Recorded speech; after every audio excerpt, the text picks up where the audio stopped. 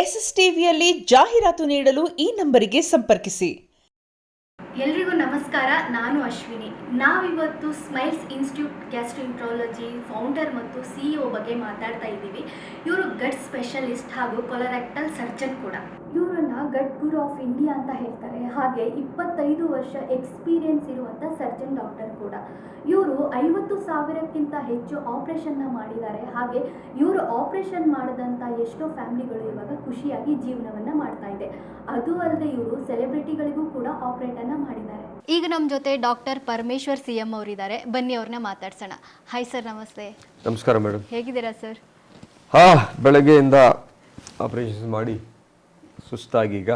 ಹೌದು ಸರ್, ಕೇಳಿದ್ವಿ. ಸಾಕಷ್ಟು ಇವತ್ತು ಸರ್ಜರಿಗಳನ್ನ ಮಾಡಿ ದಿನ ಸರ್ಜರಿಗಳೇ, ದಿನ ಆಪರೇಷನ್ಸೇ. ನಮ್ಮ ಜೀವನನೇ ಆಪರೇಷನ್ ಕಮಲ ಥರ ಅಲ್ಲ, ನಾವು ಆಪರೇಷನ್ ಪೇಷಂಟ್ಸ್ ಮಾಡೋದು. ಸಖತ್ ಪೇಷನ್ಸ್ ಇದೆ ಅಂತ ಅನ್ಸುತ್ತೆ ಸರ್ ನಿಮ್ಗೆ, ಯಾಕಂದ್ರೆ ಬೆಳಗಿಂದ ಇಷ್ಟು ಪೇಷಂಟ್ಗಳನ್ನ ನೀವು ಹ್ಯಾಂಡಲ್ ಮಾಡ್ತೀರಾ. ಇದು ಆಕ್ಚುಲಿ ಸಖತ್ ಕೆಲಸನ ನಿಮ್ಮ ಅಷ್ಟು ಜವಾಬ್ದಾರಿಯುತ ಕೆಲಸ ಆಗಿರೋದ್ರಿಂದ ಇಷ್ಟು ಸರ್ಜರಿಗಳು ಕಂಟಿನ್ಯೂಸ್ ಆಗಿ ಮಾಡ್ತೀರಾ ಅಂದ್ರೆ ಸೀರಿಯಸ್ಲಿ ಸರ್ ಗ್ರೇಟ್. ಅದಕ್ಕೆ ಅನ್ಸುತ್ತೆ ಜನಗಳು ದೇವರು ಅಂತ ಹೇಳೋದು ವೈದ್ಯರನ್ನ ಅಂತ. ಪೇಷಂಟ್ಸ್ ನೋಡೋಕ್ಕೆ ತುಂಬ ಪೇಷನ್ಸ್ ಇರಬೇಕು, ಅಂದರೆ ತಾಳ್ಮೆ. ದೊಡ್ಡವ್ರು ಹೇಳಿದಾರಲ್ಲ, ತಾಳಿದವನು ಬಾಳಿದವನು ಅಂತ. ಎಲ್ಲರಿಗೂ ಸಹ ಭಾಳ ಇಂಪಾರ್ಟೆಂಟು ತಾಳ್ಮೆ.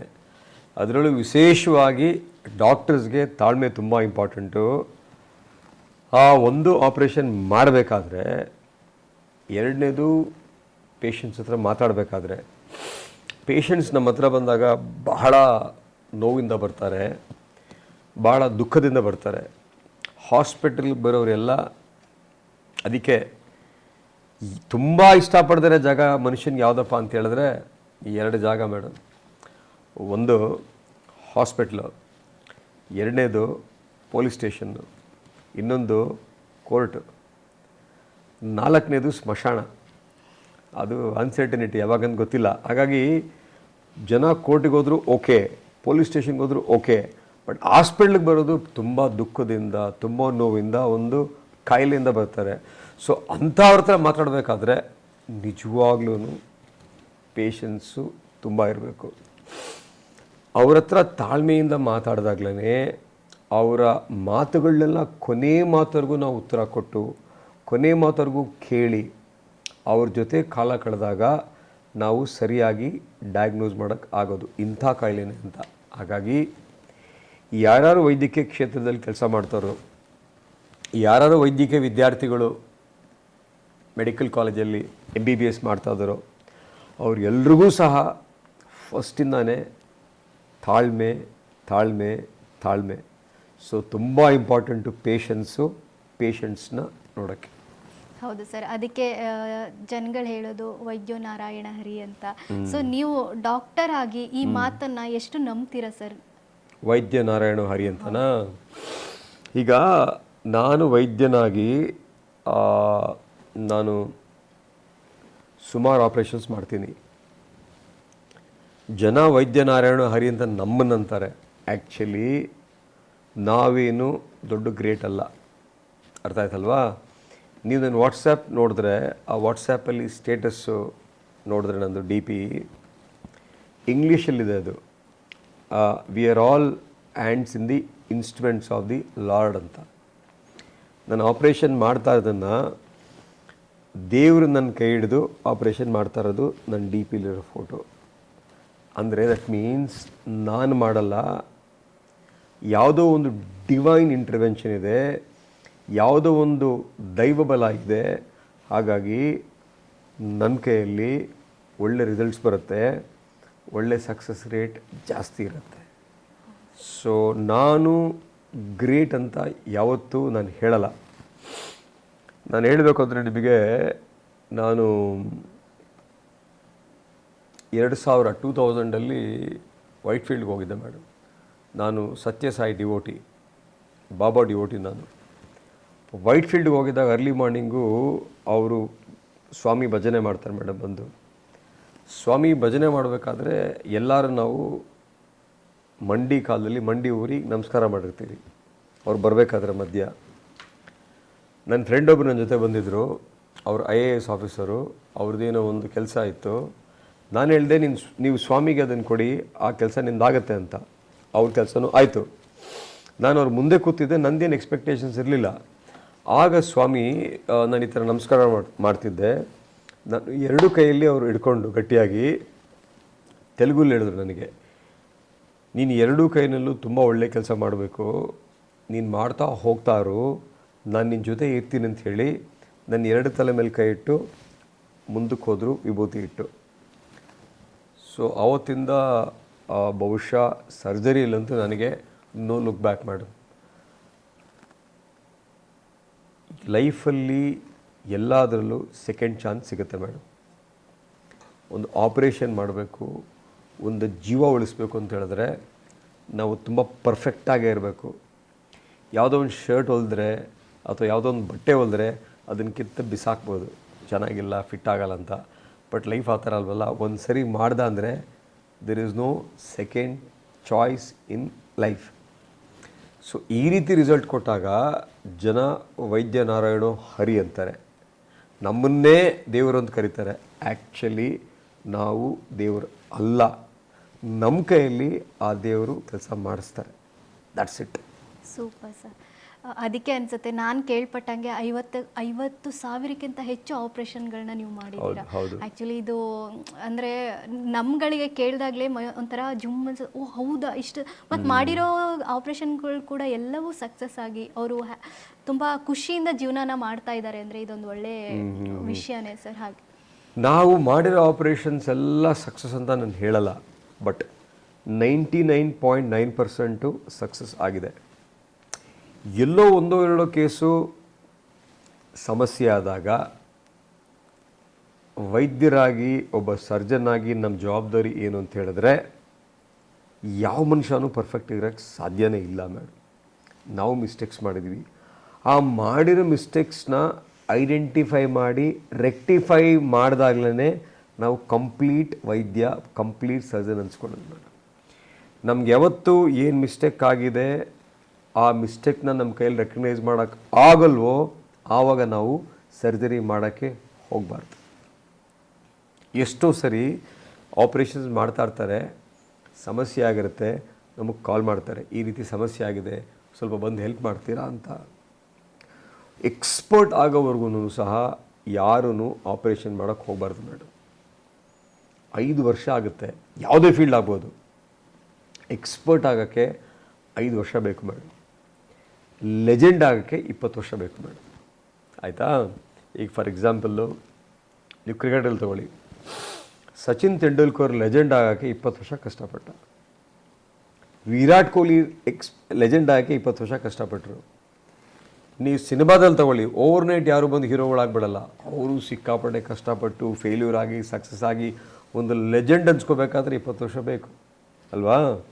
ಹಾಗಾಗಿ ಯಾವುದೇ ಫೀಲ್ಡಲ್ಲಿ ಎಕ್ಸ್ಪರ್ಟ್ ಆಗಬೇಕಾದ್ರೆ 5 ವರ್ಷ, ಲೆಜೆಂಡ್ ಆಗಬೇಕಾದ್ರೆ 20 ವರ್ಷ ಬೇಕು. ಅದಕ್ಕೇ ತಾಳ್ಮೆ ಬೇಕು. ಹೌದು ಸರ್. ಸರ್ ನನಗೆ ಇವಾಗ ಒಂದು ಯೂನಿಕ್ ಆಗಿ ಅನಿಸಿರೋದಂದ್ರೆ ನಿಮ್ಮ ಹಾಸ್ಪಿಟ್ಲ್ ಹೆಸರು ಸರ್ ಸ್ಮೈಲ್ಸ್ ಅಂತ ಇದೆ. ಸೊ ಅದು ಕೇಳಕ್ಕೆ ಸ್ವಲ್ಪ ಯೂನಿಕ್ ಆಗಿರುತ್ತೆ. ಈ ಸ್ಮೈಲ್ಸ್ ಅಂತ ಇಡೋಕೆ ಹಿಂದೆ ಏನಾದರೂ ವಿಷಯಗಳಿದೆ? ಮೇಡಮ್, ಸ್ಮೈಲ್ಸ್ ಅಂತ ಇಡಬೇಕು ಅಂತ ಹೇಳಿದ್ರೆ, ಫಾರ್ ಎಕ್ಸಾಂಪಲ್ಲು ಆ ಸ್ಮೈಲ್ಸ್ಗೆ ಒಂದು ಇದಿತ್ತು, ಆ್ಯಕ್ರೋನಿಮ್ ಇತ್ತು, ಅಬ್ರಿವೇಷನ್ ಇತ್ತು.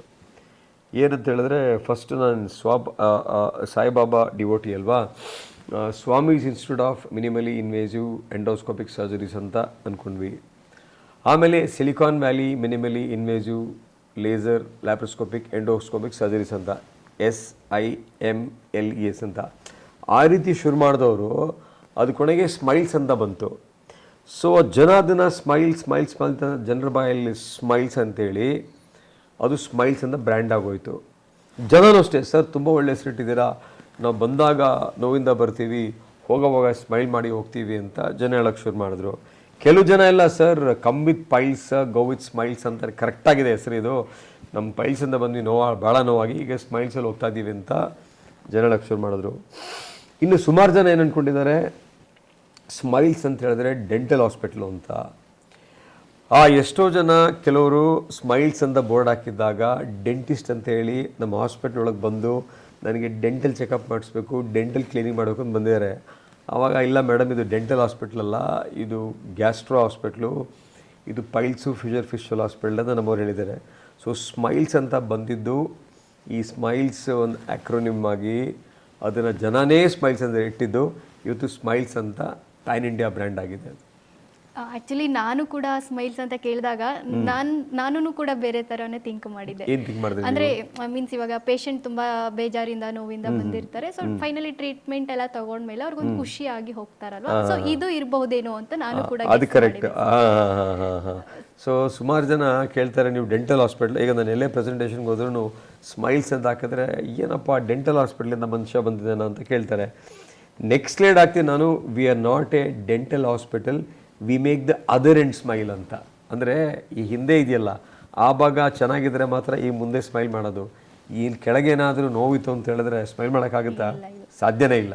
ಹಾಗೆ ಬಟ್ ಆಕ್ಚುಲಿ ನೋಡಿ ಸರ್, ನೀವು ಇಟ್ಟಂತ ನೇಮ್ ಎಷ್ಟು ಚೆನ್ನಾಗಿ ಕೂಡ ಬಂದಿದೆ ಅಂದ್ರೆ, ಬಟ್ ನೀವು ಅದನ್ನ ಥಿಂಕೇ ಮಾಡಿರ್ಲಿಲ್ಲ ಈ ತರದೊಂದು ನೇಮ್ ಅಂತ. ಇಲ್ಲ, ಥಿಂಕ್ ಮಾಡಿರ್ಲಿಲ್ಲ ಅಲ್ವಾ? ಸೊ ನೀವು ಇಟ್ಟಾಗ ಅದು ಒಂದು ಕ್ಯಾಶುವಲ್ ಈ ತರದೆಲ್ಲ ಸಂಬಂಧಪಟ್ಟಿರೋ ಒಂದು ವರ್ಡ್ಸ್ ನ ತಗೊಂಡು ಸ್ಮೈಲ್ಸ್ ಅಂತ ಬರಬೇಕು ಅಂತ ಬಂತು. ಹೌದು. ಸ್ಮೈಲ್ಸ್ಗೆ ಏನಪ್ಪಾ ಮಾಡೋಣ ಅಂತ ಹೇಳಿದ್ರೆ silicon valley, ಮಿನಿಮಲಿ invasive laser endoscopic surgeries, ಅದು ಇಲ್ವೇ ಇಲ್ಲ. ಈಗ ಸ್ಮೈಲ್ಸ್ ಅಂತ ಆಗಿದೆ. ಹೌದು ಸರ್, ಇದೆಲ್ಲ ಒಂಥರ ಏನಂದ್ರೆ ಕೂಡಿ ಬರುತ್ತೆ ಒಳ್ಳೆ ವಿಷಯಗಳು ಅಂತ ಹೇಳ್ತಾರಲ್ಲ, ನಿಮ್ಮ ಹೆಸರು ಕೂಡ ಅದೇ ಅಂತಾನೆ ಹೇಳ್ಬಹುದು. ಹೌದೌದು, ಈ ಕೂಡಿ ಬರುತ್ತೆ ಒಳ್ಳೆ ವಿಷಯಗಳು ಅಂತ ಹೇಳಿದ್ರೆ ಜನ ಹೇಳ್ತಾರಲ್ಲ ಟೈಮ್ ಬಂದಾಗೆಲ್ಲ ಒಳ್ಳೇದಾಗತ್ತೆ ಅಂತ. ಸೊ ನಾನು ಹೇಳೋದು ಟೈಮ್ ಬಂದಾಗೆಲ್ಲ ಒಳ್ಳೇದಾಗಲ್ಲ, ಪ್ರತಿ ಟೈಮ್ನು ಒಳ್ಳೆ ಟೈಮ್ ಅಂತ ಟ್ರೀಟ್ ಮಾಡಿದ್ರೆ ಒಳ್ಳೇದೇ ಆಗತ್ತೆ ಆ ಥರ. ಹೌದು ಸರ್, ಅಂದರೆ ನಾವು ಇವತ್ತು ಆ್ಯಕ್ಚುಲಿ ಇವಾಗ ಸಾಮಾನ್ಯವಾಗಿ ಎಲ್ಲರೂ ತುಂಬ ಪ್ರಾಬ್ಲಮ್ನ ಫೇಸ್ ಮಾಡ್ತಾ ಇರೋದು ಪೈಲ್ಸಿಗೆ ಸಂಬಂಧಪಟ್ಟಂತ ಕಾಯಿಲೆ. ಸೊ ಇದು ಹೆಚ್ಚಾಗಿ ಇವಾಗಿನ ಪ್ರೆಸೆಂಟ್ ಸಿಚುವೇಶನಲ್ಲಿ ಆಲ್ಮೋಸ್ಟ್ ಎಲ್ಲರೂ ಈ ಪ್ರಾಬ್ಲಮ್ನ ಫೇಸ್ ಮಾಡ್ತಾನೆ ಇದ್ದಾರೆ. ಸೊ ಈ ಪ್ರಾಬ್ಲಮ್ನ ಹೆಚ್ಚಾಗಿ ಕಾಣಿಸ್ಕೊಳ್ಳೋದಕ್ಕೆ ರೀಸನ್ ಏನಿರ್ಬೋದು ಮತ್ತು ಇದಕ್ಕೆ ಕಾರಣ ಏನಿರ್ಬೋದು ಅಂತ ಸರ್? ಮೇಡಮ್, ಮೇಯ್ನ್ ಆಗಿ ಜನ ಏನು ಮಾಡ್ತಾರೆ ಅಂತ ಹೇಳಿದ್ರೆ, ಗುದದ್ವಾರದಲ್ಲಿ ಅಂದರೆ ಮೋಷನ್ಗೆ ಹೋಗೋ ಜಾಗದಲ್ಲಿ ಏನೇ ಬಂದರೂ ಸಹ ಪೈಲ್ಸ್ ಅಂತ ಬರ್ತಾರೆ. ಅವ್ರಿಗೆ ಪೈಲ್ಸ್ ಆಗಿರ್ಬೋದು, ಫಿಶರ್ ಆಗಿರ್ಬೋದು, ಫಿಸ್ಚುಲ್ ಆಗಿರ್ಬೋದು, ಆ್ಯಪ್ಸಸ್ ಕುರು ಅಂತಾರಲ್ಲ ನಮ್ಮ ಉತ್ತರ ಕರ್ನಾಟಕ ಕಡೆ, ಕುರ ಆಗಿರ್ಬೋದು, ಅಥವಾ ಸ್ಕಿನ್ ಇನ್ಫೆಕ್ಷನ್ ಆಗಿರ್ಬೋದು, ಅಥವಾ ಸೆಕ್ಷುಯಲಿ ಟ್ರಾನ್ಸ್ಮಿಟೆಡ್ ಡಿಸೀಸ್ ಆಗಿರ್ಬೋದು. ಈ ಗುದದ್ವಾರದಲ್ಲಿ ಏನೇ ಆದ್ರೂ ಜನ ಬರೋದು ಪೈಲ್ಸ್ ಅಂತ. ಗುದದ್ವಾರದಲ್ಲಿ ರಕ್ತ ಹೋಗಿರ್ಬೋದು, ಪಸ್ ಹೋಗ್ಬೋದು, ಅಥವಾ ಮೋಷನ್ನು ಕಪ್ಪಗಾಗ್ಬೋದು, ಅಥವಾ ಪೇಯ್ನ್ ಆಗ್ಬೋದು, ಉರಿ ಆಗ್ಬೋದು. ಇದೆಲ್ಲ ಇದ್ರೂ ಸಹ ಜನ ಬರೋದು 80% ಪೈಲ್ಸ್ ಅಂತ. ಜನಕ್ಕೆ ಆ ಗುದದ್ವಾರದಲ್ಲಿ ಏನು ಕಾಯಿಲಿದೆ ಅಂತ ಇನ್ನೂ ಎಷ್ಟೋ ಲಕ್ಷಾಂತರ ಜನಕ್ಕೆ ಗೊತ್ತಿಲ್ಲ. ಸೊ ಹಾಗಾಗಿ ಏನೇ ಆದರೂ ಪೈಲ್ಸ್ ಅಂತ ಬರ್ತಾರೆ. ನೀವು ಕೇಳಿದ ಪ್ರಶ್ನೆ, ಪೈಲ್ಸು ಯಾಕೆ ಬರುತ್ತೆ ಅಂತ. ಪೈಲ್ಸ್ ಬರೋದು ಮೇಡಮ್ 2 ಕಾರಣದಿಂದ ಪೈಲ್ಸ್ ಬರುತ್ತೆ. ಒಂದು ಕಾರಣ ಕಾನ್ಸ್ಟಿಪೇಷನ್, ಅಂದರೆ ಮಲಬದ್ಧತೆ. ಮಲಬದ್ಧತೆ ಇರೋರಿಗೆ ಪೈಲ್ಸು 100% ಬಂದೇ ಬರುತ್ತೆ, ಕಾನ್ಸ್ಟಿಪೇಷನ್. ಎರಡನೇದು ಲೈಫ್ ಸ್ಟೈಲಿಂದ. ಸೊ ಒಂದು ಕಾನ್ಸ್ಟಿಪೇಷನ್ ಎಂಬ ಒಂದು ಕಾಯಿಲೆ, ಕಾನ್ಸ್ಟಿಪೇಷನ್ ಅದೊಂದು ರೋಗ, ಕಾನ್ಸ್ಟಿಪೇಷನ್ ಅದೊಂದು ಡಿಸಾರ್ಡರು, ಅದರಿಂದ ಪೈಲ್ಸ್ ಬರುತ್ತೆ. ಎರಡನೇದು ಲೈಫ್ ಸ್ಟೈಲು. ಲೈಫ್ ಸ್ಟೈಲ್ ಏನು ಅಂತ ಹೇಳಿದ್ರೆ, ಇತ್ತೀಚಿನ ದಿನಗಳಲ್ಲಿ ಜನ ನೀರು ಕುಡಿತಾ ಇಲ್ಲ, ಹಣ್ಣು ತಿಂತಾ ಇಲ್ಲ, ತರಕಾರಿ ತಿಂತಾ ಇಲ್ಲ, ನಿದ್ದೆ ಮಾಡ್ತಾ ಇಲ್ಲ, ಫಿಸಿಕಲ್ ಆ್ಯಕ್ಟಿವಿಟಿ ಇಲ್ಲ. ಮಕ್ಕಳಂತೂ ಯಾರಂತೂ ರೋಡ್ ಹೋಗೋದೇ ಇಲ್ಲ ಮೈದಾನಕ್ಕೆ ಆಟ ಆಡೋಕ್ಕೆ. ಎಲ್ಲರೂ ಮೊಬೈಲಲ್ಲಿ ಇಟ್ಟಿರ್ತಾರೆ, ಕೂತಿದ್ದ ಜೊತೆಲಿ ಕುಂತ ಇರ್ತಾರೆ. IT ಪ್ರೊಫೆಷ್ನಲ್ಸು, BT ಪ್ರೊಫೆಷ್ನಲ್ಸು, ತುಂಬ ಹೊತ್ತು ಕೂತು ಡ್ರೈವಿಂಗ್ ಮಾಡೋರು, ತುಂಬ ಹೊತ್ತು ಕೂತು ಟೈಲರಿಂಗ್ ಮಾಡೋರು, ತುಂಬ ಹೊತ್ತು ಕೂತು ಅಧಿಕಾರಿಗಳೆಲ್ಲ ಈ ಫೈಲ್ಸ್ ನೋಡ್ತಾರಲ್ಲ ಅವರು. ಯಾರು ತುಂಬ ಹೊತ್ತು ಕೂತಿರ್ತಾರೋ, ಯಾರಿಗೆ ಈ ಜೀವನ ಶೈಲಿ ಚೆನ್ನಾಗಿರಲ್ಲೋ ಅವ್ರಿಗೆಲ್ಲ ಪೈಲ್ಸ್ ಬರುತ್ತೆ. ಅವ್ರಿಗೆ ಯಾಕೆ ಪೈಲ್ಸ್ ಬರುತ್ತೆ ಅಂತ ಹೇಳಿದ್ರೆ, ಈ ನೀರು ಕುಡಿದೇ ಹೋದರೆ, ವೆಜಿಟೇಬಲ್ಸು, ಫ್ರೂಟ್ಸು ಇದೆಲ್ಲ ತಿಂದೇ ಹೋದರೆ ಮೋಷನ್ ಗಟ್ಟಿ ಆಗುತ್ತೆ. ಮೋಷನ್ ಗಟ್ಟಿ ಆದಾಗ, ಮೋಷನ್ ಪಾಸ್ ಮಾಡಿದಾಗ ಕ್ರ್ಯಾಕ್ ಆಗುತ್ತೆ. ಆ ಕ್ರ್ಯಾಕ್ನ ಫಿಶರ್ ಅಂತ ಕರಿತೀವಿ.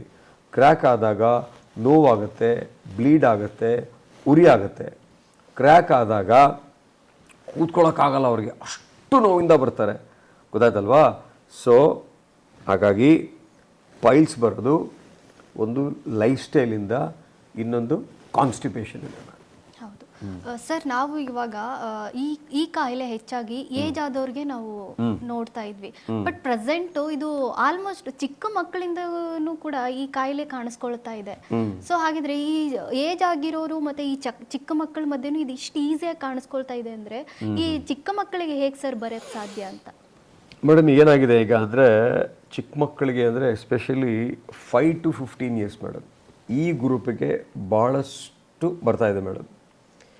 ಈಗ ಮೊನ್ನೆ ರೀಸೆಂಟಾಗಿ ಒಂದು 11 ಇಯರ್ಸ್ ಹುಡುಗ ಮೇಡಮ್. ಆ 11 ಇಯರ್ಸ್ ಹುಡುಗ ಏನಾಯಿತು, ಅವರು ಮಾವ ಕರ್ಕೊಂಬಂದಿದ್ರು, ಅವರ ತಾಯಿ ಬಂದಿದ್ರು ಮೇಡಮ್. ಆ ಮಾವ ಮತ್ತು ತಾಯಿ ಬಂದಿದ್ದಾಗ ಆ ಹುಡುಗನ ನಾನು ಕೇಳಿದೆ, ನೀನೇನು ತಿಂತೀಯಪ್ಪ ಅಂತ ಕೇಳಿದೆ ಡೀಟೇಲಾಗೆಲ್ಲ. ಅವನು ಪಿಜ್ಜಾ ತಿಂತಾನೆ, ಬರ್ಗರ್ ತಿಂತಾನೆ, ಅದೆಲ್ಲೋ ರೋಡ್ ಸೈಡ್ ಪಾಸ್ತಾ ಅಂತಾನೆ, ಮಸಾಲ ಪುರಿ ಅಂತಾನೆ, ಪಾನಿಪುರಿ ಇದೆಲ್ಲ ತಿಂತಾನೆ ಅಂತ ಹುಡುಗ ಹೇಳ್ತಾನೆ. ಆ ಹುಡುಗ ಹೇಳ್ತಾ ಇದ್ರೆ ಅವರಮ್ಮ ಇನ್ನೂ ಸ್ವಲ್ಪ ಹೇಳಿ ಸರ್ ಅವನಿಗೆ ಎಲ್ಲ ತಿಂತಾನೆ ಅಂತ. ಆ ಮಾವ ಕೂತಿದ್ದವ್ರು ಪಟಾರದೊಂದು ಬಿಟ್ಟರೆ ಅವನಿಗೆ ಇದೆಲ್ಲ ತಿಂತೀರ ನೀನು ಅಂತ. ಬಟ್ ಶಾಕಿಂಗ್ ಅಂತ ಹೇಳಿದ್ರೆ, ಬಾಪ ಅಂತ ಪರೀಕ್ಷೆ ಮಾಡೋಕ್ಕೆ ಹೋದಾಗ ಅವನಿಗೆ ನಾನು ಕೊಲೊನೋಸ್ಕೋಪಿ ಆಗ್ದ ಮೇಡಮ್. ಆ ಹುಡುಗನಿಗೆ ಇನ್ಫ್ಲಮೇಟ್ರಿ ಬೌಲ್ ಡಿಸೀಸ್ ಅಂತ ಒಂದು ಕಾಯಿಲೆ ಇತ್ತು ಮೇಡಮ್. ಆ ಕಾಯಿಲೆ ಇದ್ದಾಗ ಅವನಿಗೆ ಮೋಷನ್ನಲ್ಲಿ ರಕ್ತ ಹೋಗ್ತಾ ಇತ್ತು. ಆ ರಕ್ತ ಹೋಗಿದ್ದನ್ನು ಪೈಲ್ಸ್ ಆಗಿದೆ ಅಂಥೇಳಿ ಅವರು ಮಾವ ಮತ್ತು ಅವ್ರ ತಾಯಿ ಬಂದಿದ್ದರು. ಆ್ಯಕ್ಚುಲಿ ಅದು ಪೈಲ್ಸ್ ಅಲ್ಲ. ಅರ್ಥ ಆಯ್ತಾ ನಿಮಗೆ? ಅದೇನಪ್ಪ ಅಂದರೆ ಈ ಜಂಕ್ ಫುಡ್ಡು, ಈ ಫ್ರೈಡ್ ಫುಡ್ಡು, ಈ ಫ್ರೈಡ್ ಚಿಕನ್ನು, ಈ ಪೆರಿ ಪೆರಿ, ಈ ಪಾಸ್ತಾ, ಈ ಬರ್ಗರು, ಈ ಪಿಜ್ಜಾ, ಈ ಆನ್ಲೈನ್ ಫುಡ್ಡು, ಈ ರೋಡ್ ಸೈಡ್ ಪಾನಿಪುರಿ, ಮಸಾಲ ಪುರಿ, ಕಬಾಬು, ಗೋಬಿ ಇವೆಲ್ಲ ತಿಂದು ಏನಾಗುತ್ತೆ ಮೇಡಮ್, ಈಗ ಆ ಕರಳೆಲ್ಲ ಬೆಂದೋಗಿ ಲೀಕಿ ಗಟ್ ಸಿಂಡ್ರೋಮ್ ಅಂತ, ಅಲ್ಸರೇಟಿವ್ ಕೊಲೈಟಿಸು ಮತ್ತು ಕ್ರಾನ್ಸ್ ಡಿಸೀಸ್ ಅಂತ ಈ ಕಾಯಿಲೆ ಹೆಚ್ಚಾಗಿ ಮಕ್ಳಿಗೆ ಬರ್ತಾ ಇದೆ. ಇಂಡಿಯಾದಲ್ಲಿ 100 ಜನಕ್ಕೆ ಈ ಕಾಯಿಲೆ ಬಂದರೆ 25 ಜನಕ್ಕೆ ಮಕ್ಕಳಿಗೆ ಈ ಕಾಯಿಲೆ ಬರ್ತಾ ಇದೆ. ಮಕ್ಕಳಿಗೆ ಈ ರೀತಿ ಕಾಯಿಲೆ ಬಂದಾಗ ಮೋಷನ್ಗೆ ಹೋದಾಗ ರಕ್ತ ಹೋಗುತ್ತೆ, ಮಕ್ಕಳಿಗೆ ಆಗಾಗ ಬೇದಿ ಆಗುತ್ತೆ, ಮೋಷನ್ನಲ್ಲಿ ಮ್ಯೂಕಸ್ಸು ಗುಂಡೆ ಥರ ಹೋಗುತ್ತೆ, ಮಕ್ಕಳು ಹೊಟ್ಟೆನೂ ಬರುತ್ತೆ, ಸಣ್ಣ ಆಗ್ತಾ ಹೋಗ್ತಾರೆ. ಸೊ ಇದನ್ನು ರಕ್ತ ಹೋದಾಗ ತಂದೆ ತಾಯಿ ಪೈಲ್ಸ್ ಅಂತ ಬರ್ತಾರೆ. ಸೊ ಹಾಗಾಗಿ ಮಕ್ಕಳಲ್ಲಿ ಪೈಲ್ಸ್ ಜೊತೆಗೆ ಈ ರೀತಿಯ ಕಾಯಿಲೆಗಳು ಹೆಚ್ಚಾಗ್ತಾ ಇದೆ ಬಿಕಾಸ್ ಆಫ್ ಅವರ ಒಂದು ಜೀವನ ಶೈಲಿಯಿಂದ, ಅವರ ಒಂದು ಲೈಫ್ ಸ್ಟೈಲಿಂದ ಮೇಡಮ್. ಸರ್ ನೀವೇ ಹೇಳ್ದಾಗೆ ಈ ಮಲಬದ್ಧತೆ ಇರೋರಲ್ಲಿ ಇದು ಬಂದೇ ಬರುತ್ತೆ, ಕಾಮನ್ ಇದು ಅಂತ ಹೇಳಿದ್ರಿ. ಸೊ ಇದರ ಬಗ್ಗೆ ಗೊತ್ತಿರೋರು ಮೊದಲೇ ಬರದೇ ಇರೋ ತರ ತಡೆಯುವಂಥದ್ದು ಏನಾದರೂ ಮಾಡಬಹುದಾ ಮೇಡಮ್? ಮಲಬದ್ಧತೆ ಇರೋರು ಅಂದರೆ ಕಾನ್ಸ್ಟಿಪೇಷನ್ ಇರೋರು ಇಂಡಿಯಾದಲ್ಲಿ 15% ಆಫ್ ದ ಪಾಪ್ಯುಲೇಷನ್. ಅಂದರೆ ಸುಮಾರು 150 ಕೋಟಿನಲ್ಲಿ 15% ಪ್ಲಸ್ 15 ಎಷ್ಟು ಒಂದು 25-30 ಕೋಟಿ ಜನಕ್ಕೆ ಇಂಡಿಯಾದಲ್ಲಿ ಕಾನ್ಸ್ಟಿಪೇಷನ್ ಇದೆ ಮೇಡಮ್. ಆ ಕಾನ್ಸ್ಟಿಪೇಷನ್ ಇರೋರು ಕಾನ್ಸ್ಟಿಪೇಷನ್ ಇದ್ದಾಗ ಡಾಕ್ಟ್ರ್ ಹತ್ರ ಹೋಗಿ ನನಗೆ ಕಾನ್ಸ್ಟಿಪೇಷನ್ ಇದೆ ಅಂತ ತೋರಿಸ್ಕೋಬೇಕು. ಆ ಕಾನ್ಸ್ಟಿಪೇಷನ್ಗೆ ಟ್ರೀಟ್ಮೆಂಟ್ ತಗೊಂಡಾಗ ಪೈಲ್ಸ್ ಬರಲ್ಲ. ಅರ್ಥ ಆಯ್ತಲ್ವಾ? ಸೊ ಕಾನ್ಸ್ಟಿಪೇಷನ್ ಅಂದರೆ ಡಿಫ್ರೆಂಟ್ ವೆರೈಟಿ ಆಫ್ ಕಾನ್ಸ್ಟಿಪೇಷನ್ ಇದೆ ಮೇಡಮ್. ಒಂದು ವೆರೈಟಿ ಆಫ್ ಕಾನ್ಸ್ಟಿಪೇಷನ್ ಏನು ಅಂತ ಹೇಳಿದ್ರೆ, ವಾಶ್ರೂಮ್ಗೆ ಹೋದಾಗ ಅವರು ತುಂಬ ಹೊತ್ತು ಕೂರಬೇಕು. ವಾಶ್ರೂಮ್ಗೆ ಹೋದಾಗ ತುಂಬ ಹೊತ್ತು ಕೂತು ತುಂಬ ಪ್ರೆಷರ್ ಹಾಕಬೇಕು. ವಾಶ್ರೂಮ್ಗೆ ಹೋದಾಗ ಸುಮಾರು 7ರಿಂದ 10 ನಿಮಿಷ ಕೂತ್ರೆ ಅದು ನಾರ್ಮಲ್ ಮೇಡಮ್. 10 ನಿಮಿಷಕ್ಕಿಂತ ಹೆಚ್ಚಾಗಿ ಕೂತ ಅಂತ ಹೇಳಿದ್ರೆ ಅವ್ರಿಗೇನೋ ಸಮಸ್ಯೆ ಇದೆ ಅಂತ. ಏನು ಸಮಸ್ಯೆ ಕೆಲವ್ರಿಗೆ ಅಂತ ಹೇಳಿದ್ರೆ, ವಾಶ್ರೂಮಲ್ಲಿ ಕೂತಾಗ ಅವರು ಮೋಷನ್ ಪಾಸ್ ಮಾಡಬೇಕಾದ್ರೆ ಈ ಭಾಗನ ಹಿಡಿಬೇಕು, ಈ ಭಾಗ ಓಪನ್ ಆಗುತ್ತೆ. ಇಲ್ಲಿ ಪ್ರೆಷರ್ ಹಾಕ್ಬೇಕು, ಹೊಟ್ಟೆ ಭಾಗನ, ಮೋಷನ್ ಹೋಗೋ ಜಾಗ ಓಪನ್ ಆಗುತ್ತೆ. ಅಂಥವ್ರಿಗೇನಾಗುತ್ತೆ, ಈ ಭಾಗನೂ ಹಿಡಿಯುತ್ತೆ, ಇಲ್ಲೂ ಕ್ಲೋಸ್ ಆಗುತ್ತೆ, ಈ ಭಾಗನೂ ಹಿಡಿಯುತ್ತೆ, ಇಲ್ಲೂ ಕ್ಲೋಸ್ ಆಗುತ್ತೆ. ಇಲ್ಲಿ ಕ್ಲೋಸ್ ಆಗಿ ಏನಾಗ್ತಾರೆ, ಪ್ರೆಷರ್ ಹಾಕ್ತಾರೆ. ಆ ಪ್ರೆಷರ್ ಆದಾಗ ಪೈಲ್ಸ್ ಆಗುತ್ತೆ. ಇದು ಒಂದು ವೆರೈಟಿ. ಅರ್ಥ ಆಯ್ತಲ್ವಾ? ಈ ಎರಡನೇ ವೆರೈಟಿ ಕಾರಣನೇ ಇರಲ್ಲ. ಅದಕ್ಕೆ ಇಡಿಯೋಪ್ಯಾಥಿಕ್ ಕಾನ್ಸ್ಟಿಪೇಷನ್ ಅಂತ ಕರಿತೀವಿ. ಕ್ರಾನಿಕ್ ಇಡಿಯೋಪ್ಯಾಥಿಕ್ ಕಾನ್ಸ್ಟಿಪೇಷನಿಂದ ಚಿಕ್ಕ ವಯಸ್ಸಿಂದ ಏನಾಗ್ತಾ ಇರುತ್ತೆ, ಕಾನ್ಸ್ಟಿಪೇಷನ್ ಇರುತ್ತೆ. ಅಂದರೆ ಮೋಷನ್ಗೆ ಹೋದಾಗ ತುಂಬ ಗಟ್ಟಿಯಾಗಿ ಹೋಗೋದು. ಏನೋ ಬ್ರಿಸ್ಟಲ್ ಸ್ಟೂಲ್ ಚಾರ್ಟ್ ಅಂತ ಕರಿತೀವಿ. ಚಿಕ್ಕದಾಗಿ ಪೀಸ್ ಆಗುತ್ತೆ, ಇಷ್ಟಿಷ್ಟೇ. ಈ ಕುರಿ ಫೀಕಲ್ ಮ್ಯಾಟ್ರ್ ಬರುತ್ತಲ್ಲ, ಈ ಕುರಿದು ಬರುತ್ತಲ್ಲ ಆ ರೀತಿ ಚಿಕ್ಕ ಚಿಕ್ಕದಾಗಿ ಪೀಸ್ ಪೆಲೆಟ್ಸ್ ಥರ ಬರುತ್ತದು. ಅದನ್ನು ನಾವು ಇಡಿಯೋಪೆಥಿಕ್ ಕಾನ್ಸ್ಟಿಪೇಷನ್ ಅಂತ ಕರಿತೀವಿ ಮೇಡಮ್. ಇದೇ ಥರ ಏನಾಯಿತು, ಮೊನ್ನೆ ಒಂದು ನೀಟ್ ಎಕ್ಸಾಮಿಗೆ ಪಾಪ ಒಂದು ಮಗು ಓದ್ತಾ ಇದೆ ಮೇಡಮ್. ಓದಬೇಕಾದ್ರೆ ಏನಾಗೋದಕ್ಕೆ ಅದಕ್ಕೆ ಭಾಳ ವರ್ಷಗಳಿಂದ ಆ ಪಾಪ ಹುಡುಗನಿಗೆ ಕಾನ್ಸ್ಟಿಪೇಷನ್ ಇದೆ. ಭಾಳ ವರ್ಷ ಅಂದರೆ 4th ಸ್ಟ್ಯಾಂಡರ್ಡಿಂದ ಕಾನ್ಸ್ಟಿಪೇಷನ್ ಇದೆ ಮೇಡಮ್. ಆ ಕಾನ್ಸ್ಟಿಪೇಷನ್ ಆಗಿ ಆ ಹುಡುಗನಿಗೆ ಏನಾಗ್ಬಿಟ್ಟಿದೆ, ಎಕ್ಸಾಮ್ ಟೈಮಲ್ಲಿ ಸರಿಯಾಗಿ ಈ ಫಿಶರು ಮತ್ತು ಪೈಲ್ಸ್ ಆಗಿಬಿಟ್ಟಿದೆ. ತಂದೆ ತಾಯಿ ಇಬ್ಬರು ಕರ್ಕೊಂಬಂದಿದೆ ಮೇಡಮ್. ಕರ್ಕೊಂಬಂದು ಏನು ತಂದೆ ತಾಯಿ ಇಬ್ಬರು ಅವನ್ನ ಚಾರ್ಜ್ ಮಾಡ್ತಾ ಇದ್ದಾರೆ ಮೇಡಮ್. ಸರ್ ಇವ್ನು ನೀರು ಕುಡಿಯಲ್ಲ, ಇವನು ಹಣ್ಣು ತಿನ್ನಲ್ಲ, ಇವನು ತರಕಾರಿ ತಿನ್ನಲ್ಲ, ಯಾವಾಗ ನೋಡು ವಾಶ್ರೂಮಲ್ಲೇ ಕೂತಿರ್ತಾನೆ ಅಂತ. ಆ ಹುಡುಗ ಹೆಂಗೆ ಡಿಪ್ರೆಸ್ ಆಗಿ ಹೆಂಗೆ ಕೂತಿದೆ ನಿಮಗೆ. ಅವರು ಬೈತಾ ಇದ್ದಾರೆ, ನಾವು ಡಿಪ್ರೆಸ್ ಆಗಿ ಕೂತಿದ್ದೆ ನಿಮಗೆ. ನಿಧಾನಕ್ಕೆ ಅವ್ನು ನಾನು ಕೇಳಿದೆ, ಏನಪ್ಪ ವಾಶ್ರೂಮಲ್ಲಿ ತುಂಬ ಹೊತ್ತು ಕೂರ್ತೀಯ ಅಂದರೆ, ಹೌದು ಸರ್ ಕೂರ್ತೀನಿ. ಯಾಕೆ ಕೂರ್ತೀಯ ಅಂದರೆ, ಸರ್ ಬರಲ್ಲ ಸರ್, ಅದು ಏನು ಮಾಡಲಿ ಸರ್ ನಾನು ಅಂತ. ಅದು ಒಳಗೆ ಇರುತ್ತೆ, ಅದು ಬರಲ್ಲ, ನಾನು ಪ್ರೆಷರ್ ಹಾಕ್ಬೇಕು ಬರೋಕ್ಕೆ. ಇಲ್ಲಿ ನೋಡಿದ್ರೆ ನೀನು ತುಂಬ ಹೊತ್ತು ಕೂರ್ತೀನಿ ಅಂತ ಬೈತಾರೆ ನಮ್ಮಮ್ಮ. ನಾನು ನೀರು ಕುಡಿತೀನಿ ಸರ್, ತರಕಾರಿ ತಿಂತೀನಿ ಸರ್, ಹಣ್ಣು ತಿಂತೀನಿ ಸರ್, ನಮ್ಮಮ್ಮ ನಾನು ನಂಬಲ್ಲ ಸರ್ ಅಂತ ಆ ಮಗು ಹೇಳ್ತಾ ಇದೆ. ಸೊ ಈ ರೀತಿಯಾಗಿ ಎಷ್ಟೋ ಜನ ಮಕ್ಕಳು ಇವತ್ತು ವಾಶ್ರೂಮಲ್ಲಿ ಇರ್ತಾರೆ, ಮೋಷನ್ ಪಾಸ್ ಮಾಡೋಕ್ಕಾಗಲ್ಲ, ತಂದೆ ತಾಯಿ ಬ್ಲೇಮ್ ಮಾಡ್ತಾರೆ, ಇವ್ನು ವಾಶ್ರೂಮಲ್ಲಿ ಸುಮ್ಮನೆ ಕೂತಿರ್ತಾನೆ ಅಂತ. ಸುಮಾರು ಜನ ಯಾರು ಈ ಶೋ ನೋಡ್ತಾ ಇದ್ದಾರೋ, ಯಾರು ಈ ವೀಕ್ಷಣೆ ಮಾಡೋ ಚಾನಲ್ನ, ಮಕ್ಕಳು ತುಂಬ ಹೊತ್ತು ವಾಶ್ರೂಮಲ್ಲಿ ಕೂತಾಗ ಯಾಕೆ ಕೂರ್ತಾ ಇದ್ದಾನೆ ಇವನು ಅಂತ ಹೇಳಿ ಡಾಕ್ಟರ್ ಹೋಗಿ ಪರೀಕ್ಷೆ ಮಾಡಿಸ್ಕೊಳ್ಳೋದು ತುಂಬ ಒಳ್ಳೆಯದು. ಅರ್ಥ ಆಯ್ತಾ? ಸೊ ಇಂಥ ಒಂದು ಕಾನ್ಸ್ಟಿಪೇಷನು ಮಕ್ಕಳಲ್ಲೇ ಸ್ಟಾರ್ಟ್ ಆಗುತ್ತೆ ಮೇಡಮ್. ಇನ್ನು 3ನೇ ಕಾನ್ಸ್ಟಿಪೇಷನ್ ಏನು ಅಂತ ಹೇಳಿದ್ರೆ, ಈ ದೊಡ್ಡ ವಯಸ್ಸಲ್ಲಿ ಬರೋದು ಮೇಡಮ್. ಒಂದು 35, 40, 50 ವರ್ಷದಾಗ ಏನಾಗುತ್ತೆ, ನಮ್ಮ ದೊಡ್ಡ ಕಳ್ಳು ಇರುತ್ತಲ್ಲ, ಲಾರ್ಜ್ ಇಂಟೆಸ್ಟೈನು, ಆ ಇಂಟೆಸ್ಟೈನಲ್ಲಿ ಏನಾದರೂ ಸಹ ಗ್ರೋತ್ ಇದ್ದರೆ ಅಥವಾ ಕ್ಯಾನ್ಸರ್ ಇದ್ದರೆ ಅದರಿಂದನೂ ಸಹ ಕಾನ್ಸ್ಟಿಪೇಷನ್ ಬರ್ಬೋದು. ಇನ್ನು 4ನೇದು ವಿಶೇಷವಾಗಿ ಬರೋ ಕಾನ್ಸ್ಟಿಪೇಷನ್ ಏನು ಅಂತ ಹೇಳಿದ್ರೆ, ಹೆಣ್ಣು ಮಕ್ಕಳೇನು ಮೇಡಮ್. ಈಗ ಇವತ್ತು ಮೇಡಮ್ ಆ್ಯಕ್ಚುಲಿ ಒಂದು ಪೇಷಂಟ್ ಬಂದಿದ್ರು ಮೇಡಮ್, ಒಬ್ಬರೇ ಬಂದಿದ್ರು ಮೇಡಮ್ ಪೇಷಂಟು. ಒಬ್ಬರೇ ಬಂದ ಪೇಷಂಟು ಪರೀಕ್ಷೆ ಎಲ್ಲ ಮಾಡಾದ್ಮೇಲೆ ಏನು ಕೆಲಸ ಮಾಡ್ತೀರಾ ನೀವು, ನಮ್ಮದು ಇಂಡಸ್ಟ್ರಿ ಇದೆ ಸರ್ ಅಂತ. ಎಷ್ಟು ಜನ ಮಕ್ಕಳು, 2 ಮಕ್ಕಳು ಅಂತ. ಆಮೇಲೆ ಹೇಳ್ತಾ ಆ ಅಮ್ಮ ಕಣ್ಣಲ್ಲಿ ನೀರಾಗಕ್ಕೆ ಶುರು ಮಾಡ್ಬಿಟ್ಟು ಮೇಡಮ್. ಆಕೆಗೆ 2 ಮಕ್ಕಳಾಗಿರ್ತಾರೆ, ನಾರ್ಮಲ್ ಡೆಲಿವರಿ ಆಗಿರುತ್ತೆ. ಮೊದಲನೇ ಮಗು 3 kg 900 ಗ್ರಾಮ್ ಇರುತ್ತೆ, 2ನೇ ಮಗು 4 kg ಇರುತ್ತೆ ಮೇಡಮ್. ಆ 2ನೇದು ಹೆಣ್ಮಗಳು, ಆ ಮಗಳು 3rd year MBBS ಓದ್ತದೆ ಮೇಡಮ್. ಆ ಮದರ್ಗೆ ಏನಾಗಿದೆ ಅಂತ ಹೇಳಿದ್ರೆ, ಅಮ್ಮ ನೀವು ಮೋಷನ್ಗೆ ಹೋದಾಗ ಕಂಪ್ಲೀಟಾಗಿ ಹೋಗಿದೆ ಅನಿಸುತ್ತೋ ಇಲ್ವೋ? ಇಲ್ಲ ಸರ್. ಏನಾಗುತ್ತೆ, ಮೋಷನ್ಗೆ ಹೋದಾಗ ಸ್ಟಕ್ ಆಗುತ್ತೆ ಸರ್. ಮೋಷನ್ಗೆ ಹೋದಾಗ ಬೆರಳಾಕಿ ತೆಗಿತೀರಾ? ಹೌದು ಸರ್. ಮೋಷನ್ಗೆ ಹೋದಾಗ ಮುಂದೆ ಹೋಗ್ತೀರಾ, ಹಿಂದೆ ಹೋಗ್ತೀರಾ, ರೈಟ್ಗೆ ಹೋಗ್ತೀರಾ, ಲೆಫ್ಟ್ಗೆ ಹೋಗ್ತೀರಾ? ಹೌದು ಸರ್. ನಿಮ್ಮ ಪೈಲ್ ಸಪ್ರೇಷನ್ ಆಗಿತ್ತಾ ಮೊದಲು? ಹೌದು ಸರ್. ಯಾವಾಗಾಗಿತ್ತು ಸರ್? 15 ವರ್ಷದಿಂದರೆ ನಾನೇನೋ ಕ್ರಯೋ ಸರ್ಜರಿ ಅಂತ ಮಾಡಿಸಿದ್ದೆ ಸರ್, ಅಲ್ಲೆಲ್ಲೋ ಇಂದಿರಾನಗರದಲ್ಲೋ ಯಾವುದೋ ಅಂತ ಹೇಳಿದ್ರು.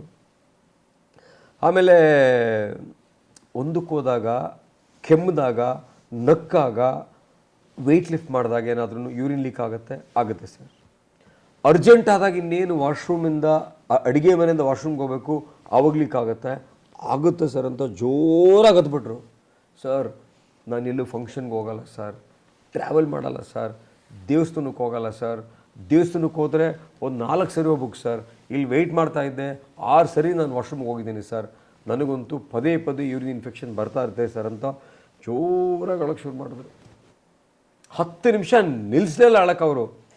ಇಂಥ ಕಾನ್ಸ್ಟಿಪೇಷನ್ ಏನು ಅಂತ ಹೇಳಿದ್ರೆ, ಈ ಹೆಂಗಸರು ನಾರ್ಮಲ್ ಡೆಲಿವರಿ ಆದಾಗ, ಮಗು ದೊಡ್ಡದಾಗಿದ್ದಾಗ ಏನಾಗುತ್ತೆ ಮೇಡಮ್, ಆ ಡೆಲಿವರಿ ಮಾಡೋ ಟೈಮಲ್ಲಿ ಆ ದೊಡ್ಡ ಮಗು, ಚಿಕ್ಕ ಬರ್ತ್ ಕೆನಾಲು, 4 kg ಮಗು ಸಣ್ಣ ಜಾಗದಲ್ಲಿ ಬರಬೇಕಾದ್ರೆ ಎಷ್ಟು ಕಷ್ಟ ಆಗುತ್ತೆ.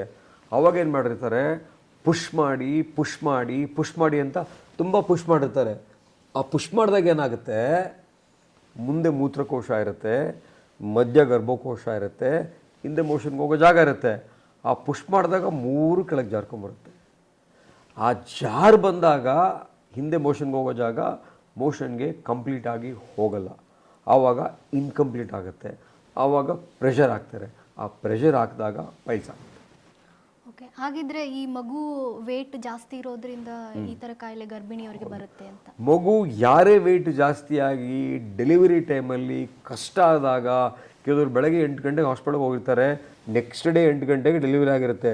ಪ್ರೆಷರ್ ಹಾಕಿ ಯಾರೇ ಆಗಲಿ ಗರ್ಭಿಣಿ ಆದಾಗ ಪ್ರೆಷರ್ ಹಾಕಿದರೆ ಅವರಿಗೆ ತುಂಬ ದೊಡ್ಡ ಮಗು ಇದ್ದರೆ ಮೋಷನ್ಗೆ ಹೋಗೋ ಜಾಗ ಜಾರ್ಕೊಂಡ್ ಬಂದಿದ್ರೆ ಅವ್ರಿಗೆ ಈ ಥರ ಸಮಸ್ಯೆ ಆಗ್ತಾ ಇರುತ್ತೆ. ಈ ನೋಡಿದವ್ರೆಲ್ಲ ಅರ್ಥ ಮಾಡ್ಕೋತಾರೆ ಇದನ್ನು. ಸೊ ದೊಡ್ಡ ಮಗು ಇದ್ದಾಗ ಭಾಳ ರಿಸ್ಕು ನಾರ್ಮಲ್ ಡೆಲಿವರಿ. ಹಾಗೆ ಸರ್ ಇವಾಗ ಹೇಳ್ತಾರೆ ಯಾವುದೋ ಒಂದು ಕಾಯಿಲೆ ಕೂಡ ಅವ್ರ ಫ್ಯಾಮಿಲಿಯಿಂದ ಹಿಂದೆ ಇದ್ರೆ ಕೂಡ ಕಂಟಿನ್ಯೂ ಆಗುತ್ತೆ ಅಂತ ಹೇಳ್ತಾರೆ. ಇದು ಕೂಡ ಆ ಥರ ಏನಾದರೂ? ಹಾಂ, ಎಷ್ಟೋ ಜನ ಬರ್ತಾರೆ ಮೇಡಮ್, ಸರ್ ನಮ್ಮದು ಪೈಲ್ಸ್ ಫ್ಯಾಮಿಲಿ ಸರ್ ಅಂತ ಬರ್ತಾರೆ. ನಾವು ಮಹಾರಾಜರ ಫ್ಯಾಮಿಲಿ ಅಂದಾಗೆ, ಅಥವಾ ನಾವು ವಿದ್ವಾಂಸರ ಫ್ಯಾಮಿಲಿ ಅಂದಾಗೆ, ನಾವು ಕ್ರಿಕೆಟರ್ಸ್ ಫ್ಯಾಮಿಲಿ ಅಂದಾಗೆ, ನಾವು ಡಾಕ್ಟರ್ಸ್ ಫ್ಯಾಮಿಲಿ ಅಂದಾಗೆ, ಸರ್ ನಮ್ಮದು ಪೈಲ್ಸ್ ಫ್ಯಾಮಿಲಿ ಸರ್ ಅಂತ ಬರ್ತಾರೆ. ಏನಪ್ಪ ಹಂಗಂದ್ರೆ, ಸರ್ ನಮ್ಮ ಅಪ್ಪನ ಪೈಲ್ಸ್ ಇತ್ತಾ, ನಮ್ಮ ಅಮ್ಮನಿಗೂ ಪೈಲ್ಸ್ ಇದೆಯಾ, ನನಗೂ ಪೈಲ್ಸ್ ಇತ್ತಾ, ನನ್ನ ಮಗನಿಗೂ ಪೈಲ್ಸ್ ಅಂತ ಒಂದು ದೊಡ್ಡ ಸ್ಟೋರಿ ಹೇಳ್ತಾರೆ. ಆ್ಯಕ್ಚುಲಿ ಇದು ವಂಶ ಪಾರಂಪರಿಕವಾಗಿ ಬರೋವಂಥ ಒಂದು ಕಾಯಿಲೆ ಅಲ್ಲ. ಯಾಕೆ ಅವ್ರಿಗೆಲ್ಲ ಒಂದೇ ಫ್ಯಾಮಿಲಿಲಿ ಪೈಲ್ಸ್ ಬರುತ್ತೆ ಅಂದರೆ, ಅವ್ರದ್ದೆಲ್ಲ ಒಂದೇ ಥರ ಲೈಫ್ ಸ್ಟೈಲ್ ಇರುತ್ತೆ, ಒಂದೇ ಥರ ಆಹಾರ ಪದ್ಧತಿ ಇರುತ್ತೆ, ಒಂದೇ ಥರ physical activity, same life style ಇರೋದ್ರಿಂದ ಅವರಿಗೆ ಸೇಮ್ ಕಾಯಿಲೆ ಬಂದಿದೆ ಅಷ್ಟೇ. ಸೊ ಇದು ಜೆನೆಟಿಕ್ಸಿಂದ ಬರೋ ಕಾಯಿಲೆ ಅಲ್ಲ. ಸುಮಾರು ಜನಕ್ಕೆ ಒಂದು ಮೂಢನಂಬಿಕೆ ಇದೆ, ಇದು ಜೆನೆಟಿಕ್ಸಿಂದ ಬರೋ ಕಾಯಿಲೆ ಅಂತ. ಜೆನೆಟಿಕ್ಸಿಂದ ಬರೋ ಕಾಯಿಲೆ ಅಲ್ಲ ಇದು. ಹೌದು ಸರ್, ಇವಾಗ ನೀವು ಹೇಳಿದ್ರಿ ಗರ್ಭಿಣಿಯರಿಗೆ ಇದು ಹೆಚ್ಚಾಗಿ ಕಾಣಿಸ್ಕೊಳ್ಳುತ್ತೆ ಅಂತ. ಅಷ್ಟೇ ಅಲ್ಲದೆ ಬೇರೆ ಥರ ಹೆಣ್ಮಕ್ಳು ಕೂಡ ಇದನ್ನು ಫೇಸ್ ಮಾಡ್ತಾರೆ. ಹಾಂ, ಹೆಣ್ಮಕ್ಳು ಗರ್ಭಿಣಿಯರು ಡೆಲಿವರಿ ಆದಮೇಲೆ 3 ಭಾಗ ಮಾಡೋಣ. ಈಗ ಹೆಣ್ಮಕ್ಳು ವಿಶೇಷವಾಗಿ ನಿಮ್ಮಂಥ ಯುವಕರು, ಜಂಜೀಸು ಎಷ್ಟು ಜವಾಬ್ದಾರಿಯಿಂದ ಜಂಜೀಸ್ ಇವತ್ತಿದ್ದಾರೆ ಅಂತ ಹೇಳಿದ್ರೆ, ಇವತ್ತು ನಮ್ಮ ದೇಶ ನಿಂತಿರೋದೆ ಜಂಜಿಗಳ ಮೇಲೆ.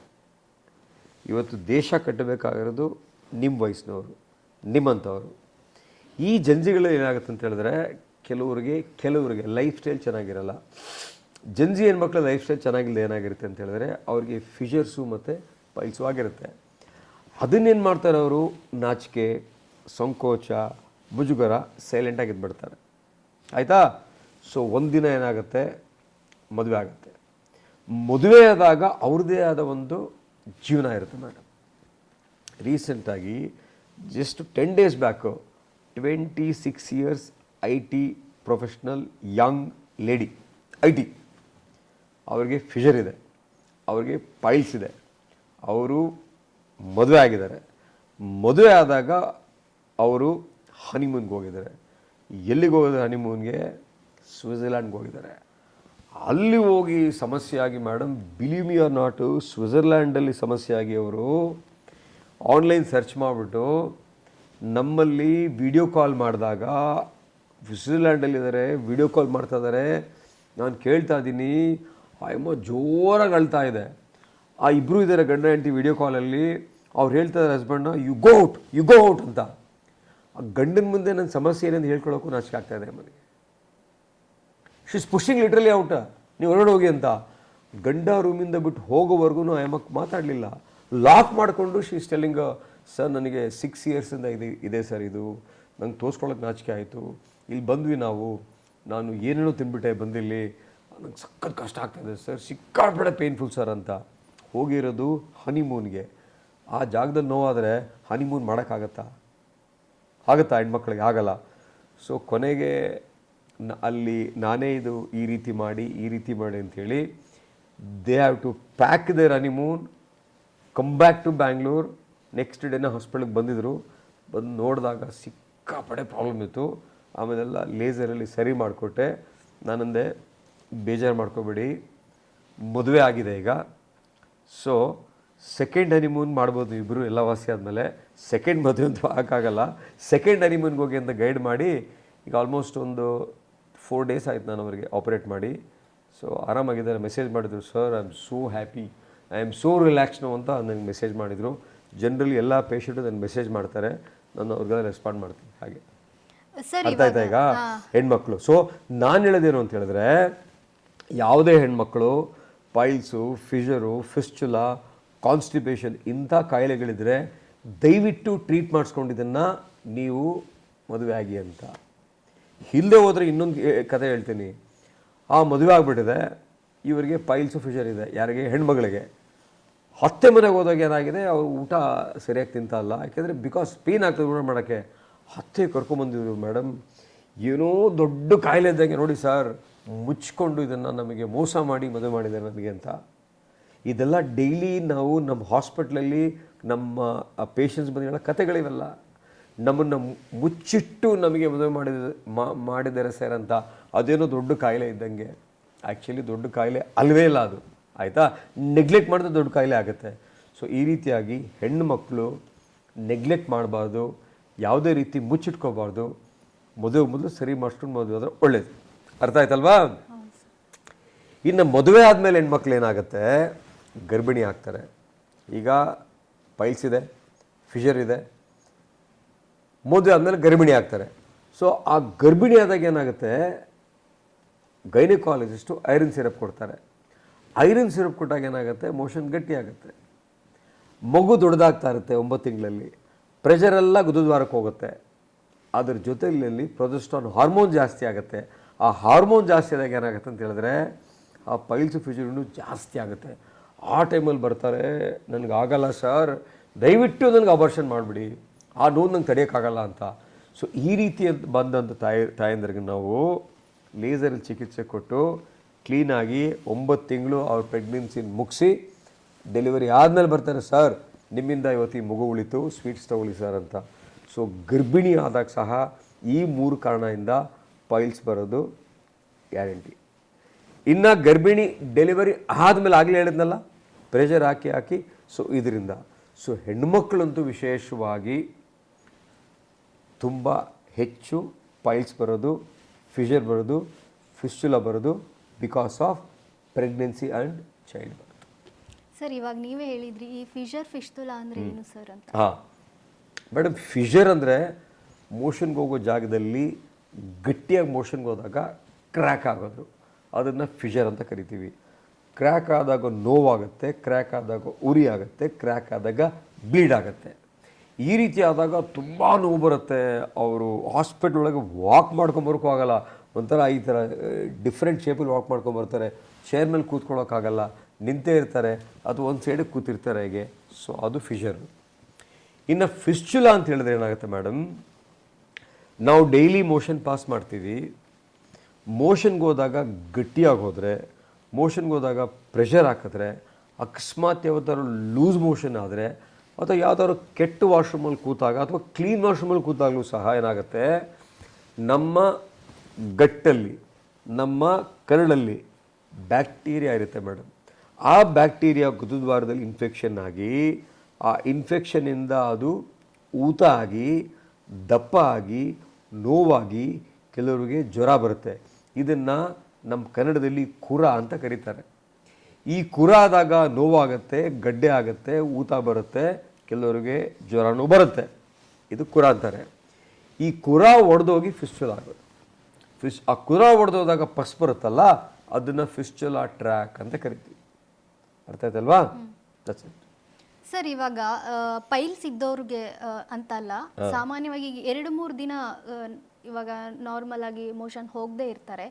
ಸೊ ಆ ಥರ ಹೋಗದೆ ಇರೋದಕ್ಕೂ ಈ ಕಾಯಿಲೆ ಏನಾದರೂ ಕಾರಣ? ಹಾಂ, 2-3 ದಿನ ಮೋಷನ್ ಹೋಗದೆ ಇರ್ತಾರಲ್ವಾ ಮೇಡಮ್, ದಿನ ಬಿಟ್ಟು ದಿನ ಹೋಗೋ ಮೋಷನ್ನು ಸಹ ಕಾನ್ಸ್ಟಿಪೇಷನ್ ಅಲ್ಲ, ಆಯಿತಾ? 3 ದಿನಕ್ಕೊಮ್ಮೆ ಮೋಷನ್ಗೆ ಹೋಗೋದು ಕಾನ್ಸ್ಟಿಪೇಷನ್. 3 ದಿನಕ್ಕೊಮ್ಮೆ ಮೋಷನ್ಗೆ ಹೋಗೋ ಕಾನ್ಸ್ಟಿಪೇಷನ್ನಲ್ಲಿ ಹೋದಾಗ ಏನಾಗುತ್ತೆ, ಮೋಷನ್ ಕಲ್ಲು ಥರ ಬರುತ್ತೆ, ಸಿಮೆಂಟ್ ಥರ ಬರುತ್ತೆ. ಉಪ್ಪಿಟ್ಟು ಬಿಸಿ ತಿಂದಾಗ ಹೆಂಗಿರುತ್ತೆ, ಮೆತ್ತಗಿರುತ್ತೆ. ತಣ್ಣಗಾದ್ರೆ ಉಪ್ಪಿಟ್ಟು ತಿಂದರೆ ಕಾಂಕ್ರೀಟ್ ಏನಲ್ವಾ, ಹಂಗೆ ಮೋಷನ್ನು ಅಷ್ಟೇ 3 ದಿನ ಅಲ್ಲೇ ಇದ್ದಾಗ ಗಟ್ಟಿಯಾಗಿ ಬರುತ್ತೆ. ಆ ಗಟ್ಟಿ ಆದಾಗ ಕ್ರ್ಯಾಕ್ ಆಗುತ್ತೆ, ಕ್ರ್ಯಾಕ್ನ ಫಿಷರ್ ಅಂತೀವಿ. ಪದೇ ಪದೇ ಅದೇ ಥರ ಹೋಗ್ತಾ ಹೋದರೆ ಪೈಲ್ಸ್ ಆಗುತ್ತೆ. ಅದೇ ಥರ ಹೋಗಿ ಕ್ರ್ಯಾಕ್ ಇನ್ಫೆಕ್ಷನ್ ಆಗಿ, ಆ್ಯಪ್ಸಸ್ ಆಗಿ ಫಿಸ್ಟುಲಾ ಆಗುತ್ತೆ. ಸೊ ಆ 3 ದಿನಕ್ಕೊಂದ್ಸರಿ ಮೋಷನ್ಗೆ ಹೋಗೋರು ಸಹ ಡಾಕ್ಟ್ರ್ ಹತ್ರ ಬಂದು, ನಾನು ಯಾಕೆ 3 ದಿನಕ್ಕೊಂದ್ಸರಿ ಮೋಷನ್ಗೆ ಹೋಗ್ತಾ ಇದ್ದೀನಿ ಅಂತ ಚೆಕ್ ಮಾಡಿಸ್ಕೊಂಡು ಟ್ರೀಟ್ಮೆಂಟ್ ತೊಗೊಳ್ದೆ ಹೋದರೆ ಅವರಿಗೆ ಪೈಲ್ಸು, ಫಿಷರು, ಫಿಸ್ಟುಲಾ, ಆ್ಯಪ್ಸಸ್ಸು ಕಟ್ಟಿಟ್ಟ ಬುತ್ತಿ. ಸರ್ ಇವಾಗ ಸಾಮಾನ್ಯವಾಗಿ ಹುಡುಗಿರೆ ಅಂತಲ್ಲ, ಇವಾಗ ಎಲ್ಲರೂ ಕಾಮನ್ ಪೀಪಲ್ಸ್ ಇವಾಗ ಇದನ್ನ ಹೇಳ್ಕೊಳಕ್ಕೆ ಮುಜುಗರ ಪಡೋದು. ಆಬ್ವಿಯಸ್ಲಿ ಹೆಂಗ್ ಹೇಳ್ಬೇಕಪ್ಪ ಡಾಕ್ಟರ್ಗೆ ಅಂತ ಯೋಚನೆ ಮಾಡ್ತಾ ಇರ್ತಾರೆ. ಹಾಗಾಗಿ ಈ ಕಾಯಿಲೆನ ಮುಚ್ಚಿ ಇಟ್ಕೊಳ್ಳೋದು ಜಾಸ್ತಿ, ಹೆಂಗ್ ನಾಚಿಕೆ ಅನ್ನೋ ಒಂದು ರೀಸನ್ಗೆ ಇದನ್ನ ಜಾಸ್ತಿ ಈ ತರ ಹೈಡ್ ಮಾಡಿ ಇಟ್ಕೊಳ್ಳೋದ್ರಿಂದ ಈ ಕಾಯಿಲೆ ಬೇರೆ ಕಾಯಿಲೆಗಳಿಗೆ ಏನಾದ್ರೂ ಕನ್ವರ್ಟ್ ಆಗಬಹುದಾ? ಮೇಡಮ್, ಏನಾಗಿದೆ, ಈ ಕಾಯಿಲೆಯಲ್ಲಿ ನಾಚಿಕೆ, ಸಂಕೋಚ, ಮುಜುಗುರ ಬಹಳ ಸಹಜ. ಈ ಕಾಯಿಲೆಯಲ್ಲಿ ಮೊದಲಿಂದ ಬಂದ್ಬಿಟ್ಟಿದೆ ಮೇಡಮ್. ಯಾರಿಗಾದರೂ ಪೈಲ್ಸ್ ಇದೆ ಅಂತ ಹೇಳಿದ್ರೆ ಅದನ್ನೊಂಥರ ಜೋಕ್ ಮಾಡ್ತಾರೆ, ಅದನ್ನೊಂಥರ ಕಿಂಡಲ್ ಮಾಡ್ತಾರೆ. ಸೊ ಅದರಿಂದ ಏನಾಗ್ತಾ ಇದೆ, ಜನ ಸಂಕೋಚ ಪಟ್ಕೊಂಡಿದ್ದನ್ನು ಶೇರ್ ಮಾಡ್ತಾ ಇಲ್ಲ. ಈಗ ಒಬ್ಬರು ದೊಡ್ಡ ಲೀಡ್ರ್ ಮೇಡಮ್, ಭಾಳ ದೊಡ್ಡ ಲೀಡ್ರು, ಗೌರವಾನ್ವಿತ ಲೀಡ್ರ್ ಅವರು ಮೇಡಮ್. ಅವರು ಯಾವಾಗಲೂ ಹೀಗೆ ಕೂರ್ತಿದ್ರಂತೆ, ಹೀಗೆ ಎಲ್ಲ ಕೇಳೋದು, ನೀವು ಯಾಕೆ ಹಿಂಗೆ ಕೂರ್ತೀರ ಅಂದರೆ ನನ್ನ ಕೂರೋ ಸ್ಟೈಲೇ ಹಿಂಗೆ ಅಂತ ಹೇಳ್ತಿದ್ರಂತೆ. ಯಾಕೆ ಹೇಳ್ತಿದ್ರಂತೆ, ಅವ್ರಿಗೆ ಸುಮಾರು 8-9 ವರ್ಷದಿಂದ ಅವ್ರಿಗೆ ಫಿಸ್ಚುಲಾ ಆಗಿ ಅದು ಭಾಳ ಪೇಯ್ನ್ ಕೊಡ್ತಿತ್ತು ಈ ಜಾಗದಲ್ಲಿ ಕೂತ್ಕೊಳ್ಳೋಕೆ. ಅವ್ರಿಗೆ ಯಾಕೆ ಹಿಂಗೆ ಕೂರ್ತೀರ ಅಂದರೆ ನನ್ನ ಕೂರೋದ ಸ್ಟೈಲ್ ಹಿಂಗೆ. ಆ ಇಡೀ ಕಾನ್ಸ್ಟಿಟ್ಯೂನ್ಸಿ ಜನ ಎಲ್ಲ ಯಾಕೆ ಸರ್ ಹಿಂಗೆ ಕೂರ್ತೀರ, ನನ್ನ ಕೂರೋ ಸ್ಟೈಲ್ ಹಿಂಗೆ. ಸೊ ಯಾವಾಗೂ 9 ದಿವಸ ಹಿಂಗೆ ಕೂರ್ತಿದ್ರಲ್ಲ, ಬಹುಶಃ ಇವ್ರು ಕೂರೋ ಸ್ಟೈಲ್ ಹೀಗೇನು ಅಂತ ಜನ ಎಲ್ಲ ಅಭಿಪ್ರಾಯ. ಎಲ್ಲರೂ MLA ಫ್ರೆಂಡ್ಸು ಅದೇ ಅಭಿಪ್ರಾಯ. ನನ್ನ ಹತ್ರ ಬಂದು ನನ್ನ ಸ್ಟೋರಿ ಹೇಳಿದ್ರು, ಡಾಕ್ಟರ್ ನಾನು ಹಿಂಗೆ ಕೂರ್ತೀನಿ, ಹಿಂಗೆ ಕೂರೋಕ್ಕೆ ಜನ ಎಲ್ಲ ಕೇಳ್ತಾರೆ ನಾನು ಕೂರೋ ಸ್ಟೈಲ್ ಹಿಂಗೆ ಅಂತ ಹೇಳಿದ್ದೀನಿ ಅಂತ. ಆಮೇಲೆ ಅವ್ರಿಗೆಲ್ಲ ಆಪ್ರೇಟ್ ಮಾಡಿದ್ಮೇಲೆ ಸರಿಯಾಗಿ ಕುಂದೋದ್ಮೇಲೆ ಏನಿದು ಇವ್ರು ಕೂರೋ ಸ್ಟೈಲಾಗಿ ಚೇಂಜ್ ಆಗಿದೆಯಲ್ಲ ಅಂತ ಸುಮಾರು ಜನ ಕೇಳಿದಂತೆ. ಹಾಗೆ ದೊಡ್ಡ ವ್ಯಕ್ತಿಗಳಿಗೆ, CEOಸ್ಗೆ, Bollywood star, Hollywood stars, Tollywood stars ಎಲ್ಲ ಬರ್ತಾರೆ. ಇನ್ಫ್ಯಾಕ್ಟ್ ನೀವು ಆಂಧ್ರದಿಂದ ಎಷ್ಟೋ ಜನ ಬರ್ತಾರೆ ಸ್ಟಾರ್ಸು, ಅಲ್ಲಿ ಮಾಡಿಸ್ಕೊಂಡು ಎಲ್ಲರೂ ಗೊತ್ತಾಗ್ಬಿಡೋದು ಅಂತೇಳಿ ಬಂದು ನಮ್ಮ ಹತ್ರ ಮಾಡಿಸ್ಕೊಂಡು ಹೋಗ್ತಾರೆ. ಇಲ್ಲಿ ಬಂದು ಸೀಕ್ರೆಟಾಗಿ ಹೋಗ್ತಾರೆ.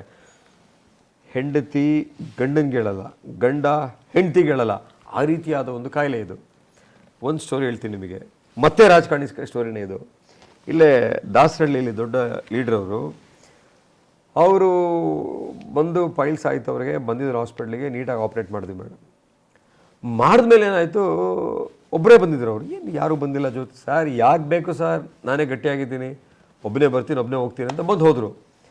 ಅದೆಲ್ಲ ಆದಮೇಲೆ ಏನಾಯಿತು, ಒಂದು ಲೇಡಿ ಬಂದಿದ್ದಾರೆ ಹಾಸ್ಪಿಟ್ಲಿಗೆ. ಲೇಡಿ ಬಂದು ನಮ್ಮ ಲೇಡಿ ಡಾಕ್ಟರ್ ಹತ್ರ ಕೇಳಿದ್ದಾರೆ, ಪರಮೇಶ್ ಡಾಕ್ಟ್ರೇ ಮಾಡ್ತಾರಲ್ವ ಇದು? ಹೌದು ಅವರೇ ಮಾಡ್ತಾರೆ ಅಂತ. ಅವ್ರಿಗೆ ಹೇಳಿ ಯಾರಿಗೂ ಹೇಳ್ಬಿಡಿ ನಾನು ಬಂದಿದ್ದೆ ಅಂತ. ಯಾಕೆ ಅಂತ ಕೇಳಿದ್ರು. ಅಲ್ಲ ಅವ್ರಿಗೆ ಹೇಳಿ ಅಷ್ಟೇ, ಯಾರಿಗೂ ಹೇಳ್ಬೇಡಿ, ನಮ್ಮ ಮನೆಯವರು ಇಲ್ಲಿ ಮಾಡಿಸ್ಕೊಂಡು ಹೋಗಿದ್ದಾರೆ, ಆಗ ಅವ್ರು ಹೇಳಬೇಡಿ ಅಂತ ಹೇಳಿ ಅಂತ. ನನಗೆ ಅವ್ರು ಯಾರಂತನೂ ಗೊತ್ತಿಲ್ಲ, ಯಾಕೆಂದರೆ ಲೇಡಿ ಡಾಕ್ಟ್ರ್ ನೋಡಿ ನಾನು ಆಪ್ರೇಷನ್ ಮಾಡಿರೋದು. ನಾನು ಹೋದೆ ಥಿಯೇಟ್ರ್ ಒಳಗೆ, ಅವ್ರ ಮುಖ ನೋಡಲಿಲ್ಲ, ನಾನು ನೀಟಾಗಿ ಕ್ಲೀನಾಗಿ ಆಪ್ರೇಷನ್ ಮಾಡಿದೆ, ಬಂದೆ. ಆಮೇಲೆ ನಾನು ಹೊರಗಡೆ ಹೋಗ್ಬೇಕಾದ್ರೆ ಸಾಯಂಕಾಲ 6:30 ಆ ಲೀಡ್ರಿಗೆ ಬಂದರು ಕೆಳಗೆ. ಮತ್ತೆ ಯಾಕೆ ಇಲ್ಲಿ ಬರ್ತಾ ಇದ್ದಾರೆ ಏನು ಸರ್ ಇಲ್ಲಿ ಅಂತ ಕೇಳಿದೆ. ಅವ್ರು ಇಲ್ಲ ಸರ್ ಇಲ್ಲೇ ಏನೋ ಕೆಲಸ ಆಯಿತು ಬಂದಿದ್ದೆ ಅಂತ ಹೇಳಿದ್ರು. ಹಾಂ ನಿಮ್ಮ ವೈಫು ಚೆನ್ನಾಗಿದ್ದಾರೆ, ತೊಂದರೆ ಇಲ್ಲ, ಮೇಲೆ ಇದೆ. ನನ್ನ ವೈಫಾ ಮೇಲೆ ಇದ್ದಾರಾ, ಚೆನ್ನಾಗಿದ್ದಾರಾ? ನನ್ನ ವೈಫ್ ಸರ್ ಇಲ್ಲಿ ಬಂದರು. ಸರ್ ನಿಮ್ಮ ಸಾರಿ ಸರ್ ಬೇರೆ ಯಾರು ಇರಬೇಕು ನೋಡಿದೆ.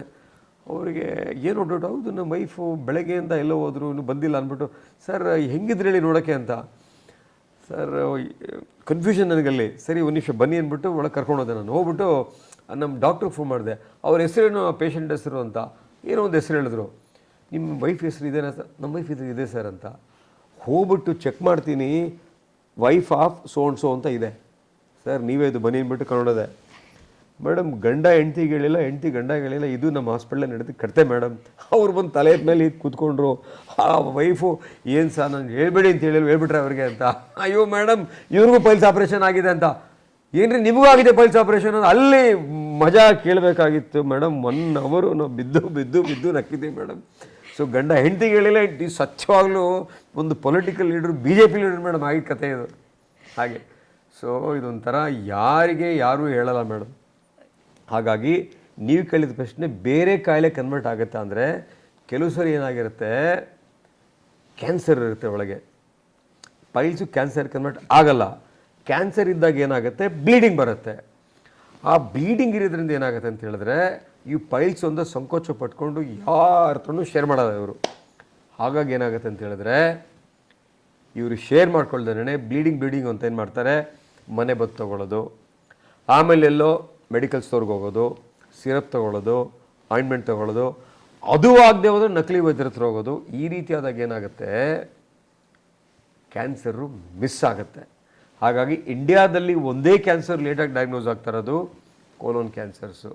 100ಕ್ಕೆ 78 ಜನಕ್ಕೆ ಕೋಲೋನ್ ಕ್ಯಾನ್ಸರ್ಸು ಇಂಡಿಯಾದಲ್ಲಿ ಡಯಾಗ್ನೋಸ್ ಆಗೋದು ತುಂಬ ಲೇಟ್ ಮೇಡಮ್. ಅರ್ಥ ಆಯ್ತಲ್ವಾ? ಸೊ ಹಾಗಾಗಿ ಯಾರಿಗೇ ಆಗಲಿ ಬ್ಲೀಡಿಂಗ್ ಆದರೆ ಅದು ಪೈಲ್ಸ್ ಒಂದೇ ಅಲ್ಲ, ಕೋಲೋನ್ ಕ್ಯಾನ್ಸರ್ ಸಹ ಆಗಿರ್ಬೋದು, ಇನ್ಫ್ಲಮೇಟರಿ ಬೌಲ್ ಡಿಸೀಸ್ ಸಹ ಆಗಿರ್ಬೋದು, ಕ್ರಾನ್ಸ್ ಡಿಸೀಸು ಆಗಿರ್ಬೋದು, ಅಲ್ಸರೇಟಿವ್ ಕೊಲೈಟಿಸ್ ಆಗಿರ್ಬೋದು. ಸೊ ಬ್ಲೀಡಿಂಗ್ ಮಾತ್ರ ಯಾವುದೇ ಕಾರಣಕ್ಕೆ ಯಾರೂ ನೆಗ್ಲೆಕ್ಟ್ ಮಾಡಬಾರ್ದು, ಅದು ಕ್ಯಾನ್ಸರ್ ಸಹ ಆಗಿರ್ಬೋದು. ಸರ್ ಹಾಗಿದ್ರೆ ಇದಕ್ಕೆ ಮೆಡಿಸಿನ್ಗಳಿಂದ ಏನು ಕ್ಯೂರ್ ಮಾಡೋಕ್ಕಾಗಲ್ವಾ? ಆಪ್ರೇಟೇ ಮಾಡಬೇಕಾ? ಮೇಡಮ್ ಏನಾಗುತ್ತೆ ಅಂತ ಹೇಳಿದ್ರೆ, ಪೈಲ್ಸೇ ಬೇರೆ, ಫಿಷರೇ ಬೇರೆ, ಫಿಸ್ಟುಲಾನೇ ಬೇರೆ, ಮಲಬದ್ಧತೆನೇ ಬೇರೆ ಮೇಡಮ್. ಮೆಡಿಸಿನ್ಗಳಲ್ಲಿ ಕ್ಯೂರ್ ಮಾಡೋ ಕಾಯಿಲೆಗಳೇ ಬೇರೆ. ಪೈಲ್ಸು 4 ಗ್ರೇಡ್ ಇರುತ್ತೆ ಮೇಡಮ್. ಗ್ರೇಡ್ 1 ಬಂದರೆ ಮೆಡಿಸಿನಲ್ಲಿ ಕ್ಲಿಯರ್ ಮಾಡ್ಬೋದು. ಗ್ರೇಡ್ 2 ಇನಿಷಿಯಲ್ ಸ್ಟೇಜಲ್ಲಿ ಬಂದಾಗ ಮೆಡಿಸಿನಲ್ಲಿ ಕ್ಲಿಯರ್ ಮಾಡ್ಬೋದು. ಗ್ರೇಡ್ 2 ಅಂದರೆ ಆ ಪೈಲ್ಸ್ ಗಡ್ಡೆ ಇರುತ್ತಲ್ಲ, ಮೋಷನ್ಗೆ ಹೋದಾಗ ಹೊರಗಡೆ ಬಂದು ಒಳಗೋಗುತ್ತೆ, ಆವಾಗ ಗೊತ್ತಾಗಲ್ಲ ಅವ್ರಿಗೆ. ಆ ಸ್ಟೇಜಲ್ಲಿ ಮೆಡಿಸಿನಲ್ಲಿ ಕ್ಲಿಯರ್ ಮಾಡ್ಬೋದು. ಹೊರಗಡೆ ಬಂದು ಒಳಗೋಗುತ್ತೆ, ಗೊತ್ತಾಗುತ್ತೆ ಅವ್ರಿಗೆ, ಆ ಸ್ಟೇಜಲ್ಲಿ ನಾವು ಲೇಸರ್ ಚಿಕಿತ್ಸೆ ಕೊಡ್ತೀವಿ. ಇದು 3ನೇ ಗ್ರೇಡ್ ಅಂತ ಹೇಳಿದ್ರೆ ಪೈಲ್ಸ್ ಹೊರಗಡೆ ಬರುತ್ತೆ, ಒಳಗೋಗಲ್ಲ, ಅದನ್ನು ಕೈಯಲ್ಲಿ ಪುಷ್ ಮಾಡಬೇಕು. ಅದನ್ನು ಗ್ರೇಡ್ 3 ಪೈಲ್ಸ್ ಅಂತ ಕರಿತೀವಿ. ಅದನ್ನು ಸಹ ಲೇಸರ್ ಮುಖಾಂತರ ಚಿಕಿತ್ಸೆ ಮಾಡಬೇಕು. ಇನ್ನು 4ನೇ ಸ್ಟೇಜ್ ಏನಪ್ಪ ಅಂತ ಹೇಳಿದ್ರೆ, ಪೈಲ್ಸ್ ಹೊರಗಡೆ ಬರುತ್ತೆ, ಒಳಗೋಗಲ್ಲ, ಅದು ಹೊರಗಡೆನೇ ಇರುತ್ತೆ, ಆವಾಗ ಓಡಿ ಬರ್ತಾರೆ ಎಮರ್ಜೆನ್ಸಿಗೆ ಆಯಿತು ನನಗೆ ಅಂತ ಹಾಸ್ಪಿಟ್ಲಿಗೆ. ಈ ಹೊರಗಡೆ ಬರುತ್ತಲ್ಲ, ಸ್ಟೇಜ್ 4 ಅಂತೀವಲ್ಲ ಮೇಡಮ್, ಅದು ಒಳ್ಳೆ ಈ ಇದಿರುತ್ತಲ್ಲ ಕಾಲಿಫ್ಲವರು, ಹೂಕೋಸು ನೋಡಿದ್ದೀರಲ್ಲ, ಆ ರೀತಿ ಕೆಳಗೆ ಬಂದಿರುತ್ತೆ. ಆವಾಗ ಜನ ಕೂತ್ಕೊಳ್ಳೋಕ್ಕಾಗಲ್ಲ, ನಿಂತ್ಕೊಳ್ಳೋಕ್ಕಾಗಲ್ಲ, ಓಡಿ ಬರ್ತಾರೆ ಹಾಸ್ಪಿಟ್ಲಿಗೆ. ನೆಪೋಲಿಯನ್ ಕೇಳಿದ್ದೀರಾ? ನೆಪೋಲಿಯನ್ ಹಿಸ್ಟ್ರಿನಲ್ಲಿ 1506 ಬ್ಯಾಟಲ್ ಆಫ್ ವಾಟರ್ಲೋ ಅಂತ, ಅಲ್ಲಿ ಅವನಿಗೆ ಗ್ರೇಡ್ 4 ಪೈಲ್ಸ್ ಆಗ್ಬಿಟ್ಟಿರುತ್ತೆ. ಅವ್ನು ಕುದುರೆ ಮೇಲೆ ಕೂತ್ಕೊಳ್ಳೋಕ್ಕಾಗಲ್ಲ, ಟೆಂಟಲ್ಲೋಗಿ ಮಲಗಿಬಿಡ್ತಾನೆ, ಆವಾಗ ಯುದ್ಧ ಸೋಲ್ತಾನೆ. ಆ ಯುದ್ಧ ಸೋತಿದ್ದಕ್ಕೆ ಪ್ರಪಂಚದ ಇತಿಹಾಸನೇ ಬದಲಾಗುತ್ತೆ. ಹಾಗಾಗಿ grade 4 piles, grade 3 piles, grade 2 ಪೈಲ್ಸ್ಗೆ ಲೇಟಾಗಿ ಬಂದರೆ ಲೇಸರ್ ಚಿಕಿತ್ಸೆ ಮಾಡ್ಬೋದು. ಗ್ರೇಡ್ 1 ಬಂದಾಗ ಅದನ್ನು ನಾವು ಮೆಡಿಸಿನ್ಸ್ ಮುಖಾಂತರ ವಾಸಿ ಮಾಡ್ಬೋದು. ಇನ್ನು ನೆಕ್ಸ್ಟು ಈ ಫಿಷರ್ ಇರುತ್ತಲ್ಲ, ಕೆಲವ್ರಿಗೆ ಏನಾಗುತ್ತೆ, ಫಿಷರ್ ಬಂದಾಗ ತುಂಬ ನೋವಾಗುತ್ತೆ. ಆ ಮೆಡಿಸಿನ್ ಕೊಟ್ಟರೆ, ಮಾತ್ರೆ ಕೊಟ್ಟರೆ, ಔಷಧಿ ಕೊಟ್ಟರು ಅವ್ರಿಗೆ ರಿಲೀಫ್ ಸಿಗೋಲ್ಲ. ಆವಾಗ ಅವರೇ ಬಂದು, ಸರ್ ದಯವಿಟ್ಟು ಇಮಿಡಿಯೇಟಾಗಿ ಮಾಡ್ಕೊಬೇಡಿ, ನಂಗೆ ನಾಳೆ ಬೆಳಗ್ಗೆ ಆಫೀಸ್ಗೆ ಹೋಗ್ಬೇಕು ಅಂತ ಹೇಳಿದ್ರೆ ಅವರಿಗೆ ಲೇಸರ್ ಮುಖಾಂತರ ಮಾಡಿಕೊಡ್ತೀವಿ. ಇನ್ನು ಕ್ರಾನಿಕ್ ಫಿಷರು 1 ವರ್ಷ, 2 ವರ್ಷ, 3 ವರ್ಷ, 4 ವರ್ಷದಿಂದ ಫಿಷರ್ ಆಗಿ ಅದೊಂಥರ ಹಾಡಾಗ್ಬಿಟ್ಟಿರುತ್ತೆ, ಅಂಥವ್ರಿಗೂ ಸಹ ಲೇಸರ್ ಮುಖಾಂತರ ಚಿಕಿತ್ಸೆ ಮಾಡ್ತೀವಿ. ವಿಪರ್ಯಾಸ ಅಂತ ಹೇಳಿದ್ರೆ, ಈ ಕಾಯಿಲೆಗಳನ್ನ ನೀವು ಹೇಳಿದ್ರಲ್ಲ, ಸಂಕೋಚ, ನಾಚಿಕೆ, ಮುಜುಗರದಿಂದ ಭಾಳ ಲೇಟಾಗಿ ಹಂಚ್ಕೊತಾರೆ. ಸೊ 100ಕ್ಕೆ 90 ಜನ ನಮ್ಮ ಹತ್ರ ಬರೋದು ಆಪ್ರೇಷನ್ ಮಾಡೋ ಸ್ಟೇಜಲ್ಲೇ ಬರ್ತಾರೆ. ಹಾಗಾಗಿ ನಾನು ನಿಮ್ಮ ಸ್ಯಾಂಡಲ್ವುಡ್ ಮುಖಾಂತರ, ನಮ್ಮ ಸ್ಯಾಂಡಲ್ವುಡ್ನಲ್ಲಿ ಇಂಡಸ್ಟ್ರೀಲಿ ಯಾರಿದ್ದಾರೋ ದಯವಿಟ್ಟು ಸುಮಾರು ಜನ ಸ್ಯಾಂಡಲ್ವುಡ್ ಅವರು ನಮ್ಮ ಹತ್ರ ಬರ್ತಾರೆ. ಈ ಸ್ಯಾಂಡಲ್ವುಡ್ನವರು ದಯವಿಟ್ಟು ನಕಲಿ ವೈದ್ಯರ ಹೋಗ್ದೇನೆ ಸ್ಯಾಂಡಲ್ವುಡ್ ಅವರು ಮುಂದೆ ಬಂದು ನಮ್ಮ ಮುಖ ಮಾತಾಡಿದಾಗ, ಫಾರ್ ಎಕ್ಸಾಂಪಲ್ಲು ಸ್ಯಾಂಡಲ್ವುಡ್ನಲ್ಲಿ ಭಾಳಷ್ಟು ಜನ ಹೀರೋಗಳಿದ್ದಾರೆ. ನಮ್ಮ ಅಪ್ಪು ಸರ್ ಇದ್ದರು, ನಮ್ಮ ಅಂಬರೀಷ್ ಅಣ್ಣವರಿದ್ದರು, ರಾಜ್ಕುಮಾರ್ ಇದ್ದರು, ವಿಷ್ಣುವರ್ಧನ್ ಇದ್ದರು, ಶಂಕರ್ ನಾಗ್ ಇದ್ದರು, ಇವರೆಲ್ಲ ಇದ್ದರು. ಈಗ ಸ್ಯಾಂಡಲ್ವುಡ್ನಲ್ಲಿ ಯಾರು ಹೀರೋ ಮುಂದೆ ಇದ್ದಾರೋ, ಈಗ ಯಶ್ ಇರ್ಬೋದು, ನಮ್ಮ ಸುದೀಪ್ ಸರ್ ಇರ್ಬೋದು, ನಮ್ಮ ದರ್ಶನ್ ಅವರು ಇರ್ಬೋದು. ಸ್ಯಾಂಡಲ್ವುಡ್ ಸ್ಟಾರ್ಸ್ ಎಲ್ಲ ಯಾರ್ಯಾರು ಮುಂದೆ ಬಂದು ಮಾತಾಡಿದಾಗ ಜನ ನಮ್ಮನ್ನು ನಂಬೋಕ್ಕಿಂತ ಸ್ಯಾಂಡಲ್ವುಡ್ ಸ್ಟಾರ್ಸ್ನ ನಂಬ್ತಾರೆ. ಸೊ SSTV ಅಂದರೆ ಸ್ಯಾಂಡಲ್ವುಡ್ TV ಅಲ್ವಾ, ದಯವಿಟ್ಟು ಈ ಸ್ಯಾಂಡಲ್ವುಡ್ ಸ್ಟಾರ್ಸ್ ಎಲ್ಲ ಈ ಕಾಯಿಲೆ ಬಗ್ಗೆ ನಮ್ಮ ಜೊತೆ ಸೇರಿ ಮುಂದೆ ಬಂದು ಮಾತಾಡಿದಾಗ ಇಡೀ ರಾಜ್ಯಕ್ಕೆ ಒಳ್ಳೆಯದಾಗತ್ತೆ, ಇಡೀ ದೇಶಕ್ಕೆ ಒಳ್ಳೆಯದಾಗತ್ತೆ, ನಿಮಗೂ ಪುಣ್ಯ ಬರುತ್ತೆ. ದಯವಿಟ್ಟು ಸ್ಯಾಂಡಲ್ವುಡ್ ಸ್ಟಾರ್ಸ್ ಎಲ್ಲ ಬಂದು ಮುಂದೆ ಮಾತಾಡಿ ನಮ್ಮ ಹತ್ರ ಆಪ್ರೇಷನ್ ಮಾಡಿಸ್ಕೊಂಡೋಗಿ ದಯವಿಟ್ಟು ಯಾರಿಗೂ ಹೇಳ್ಬೇಡಿ ಅಂತ ಮಾತ್ರ ಹೇಳಬೇಡಿ. Thank you. SSTV ಸಿನಿಮಾ ಜಗತ್ತಿನ ಕ್ಷಣ ಕ್ಷಣದ ಸುದ್ದಿಯೊಂದಿಗೆ.